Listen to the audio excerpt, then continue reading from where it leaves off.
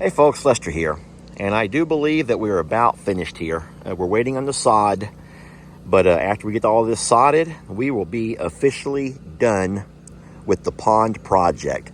I have just shaken hands with Mr. Richardson, that's Jeremy, at Richardson Construction is I believe the name of his company, and we're done, friends. He's pulled his tractor out, all of his guys have left, and this is what we're looking at. So let me try to explain to you the best I can. And friends, you know that I'm not the best with this kind of stuff. I do not have the mind of an engineer. My brain works, the other side of my brain works better. But any water running off this hill, and there's a lot of it, that all comes to this point over here, will be pushed into the culvert, which will lead its way back down to the pond. All right, step one. Like I said, all of this is going to be seeded and even sod in certain spots, and so we need grass to grow. We have to have grass to grow here to hold all the soil in place. Any water that comes from back behind the well house, running down this way over here, will fall into this area through here. It will congregate in this channel over here, but it'll have to filter through the rock. So, once again, we need grass to grow here. We will be able to get all this seeded pretty soon. I don't know when the sod company is going to do their part of all of this, but hopefully sooner rather than later.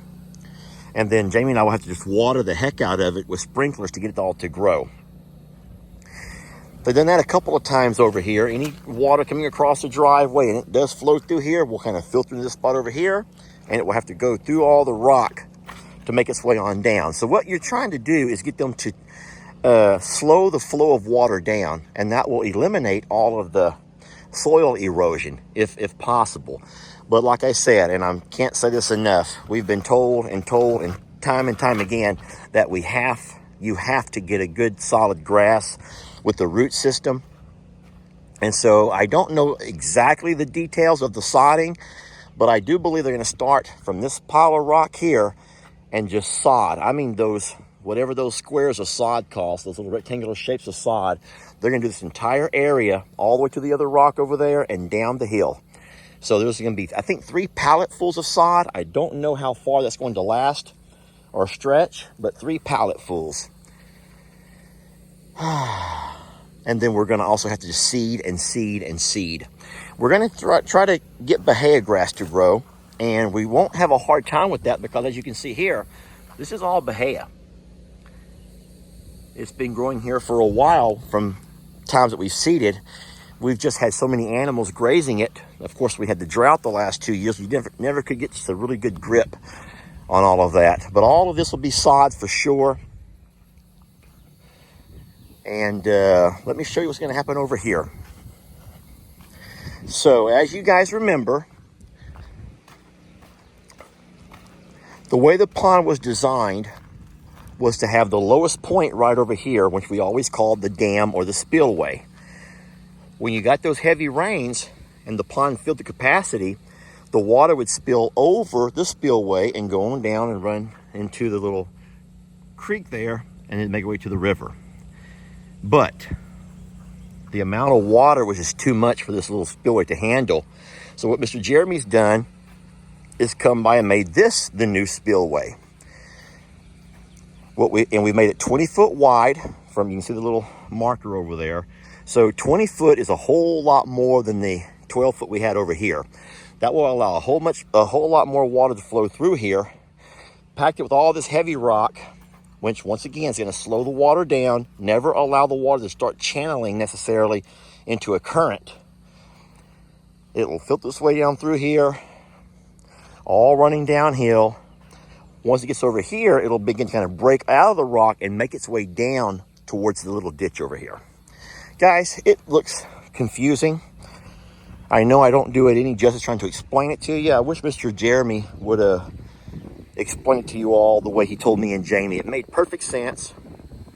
And at this point, we just have to get the sod, get the grass seed, and then just wait and keep our fingers crossed and hope and pray and everything else that we can do that it works. I love the idea. I like the design. I'm going to tell you right now. You know what? Let me just catch my breath for a minute. I tried to explain this yesterday in the live video, but y'all have heard the expression, my circus, my monkeys? My circus, my monkeys. My monkeys, my circus. Whatever. Guys, what you get to see on a day-by-day basis are just little snippets of our day. You don't know the full magnitude of the cost, especially, that it takes to run the properties and manage the animals and do all that we do. And so we don't have in our budget the things that a lot of you guys were demanding of us, and the things you were fighting and arguing about, the size of rebar, for Christ's sake. We talked to a consultant, and we actually spoke to 2 consultants. We paid for 2 consultants, and neither one of them said that concrete was the only option. Neither one. So we went ahead and went with the consultant who told us about this over here. Mr. Jeremy did the work, and we're okay with it. We're okay with it.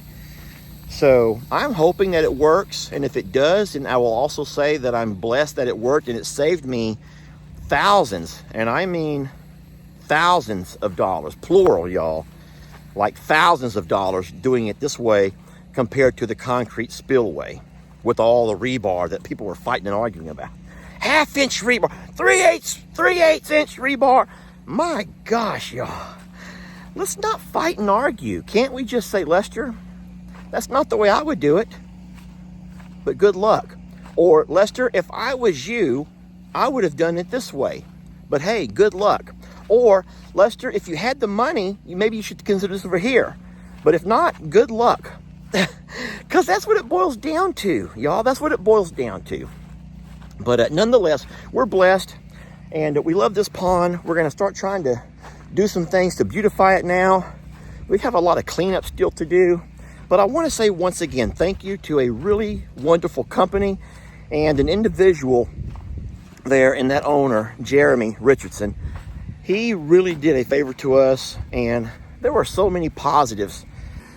So here are 3 things, maybe 4 things that I could think about that made this company really stand out. Number 1, the fact that when he came by and gave us a bid, we felt like it was a very fair price. He didn't try to just shoot for the stars and see where we could negotiate. He gave us a fair price up front, a very fair price in my opinion. Number 2, he came out on a holiday. Now, he didn't have to, y'all. Don't forget, they were going to start work this week, but not on Monday, Memorial Day.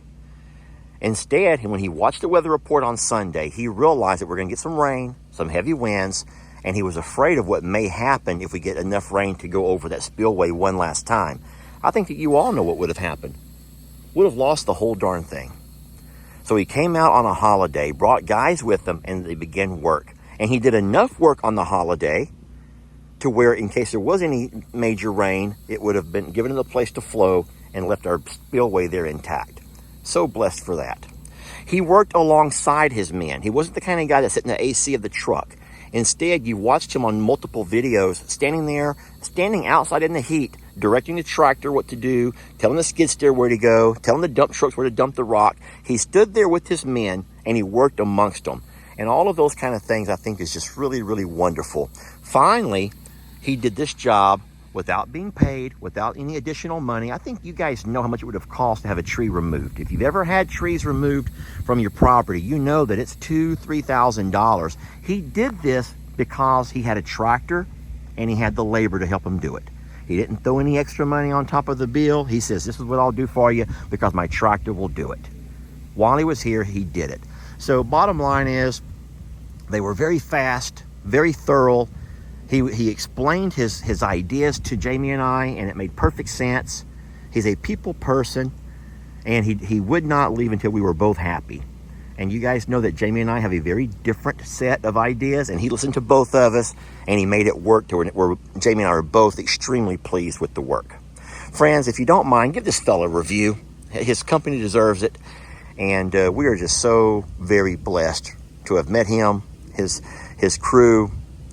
And I'll tell you what, Longhorn Lester's, when all the sod gets put in place and all the seed begins to grow and we can finally get animals back over here, we're going to all look back and remember that it was a man who had a vision who had the work ethic, and he made this possible for us. So we are extremely blessed. So thank you again, Mr. Jeremy.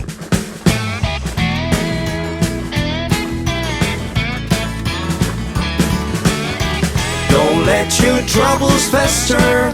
Come watch Longhorn Lester.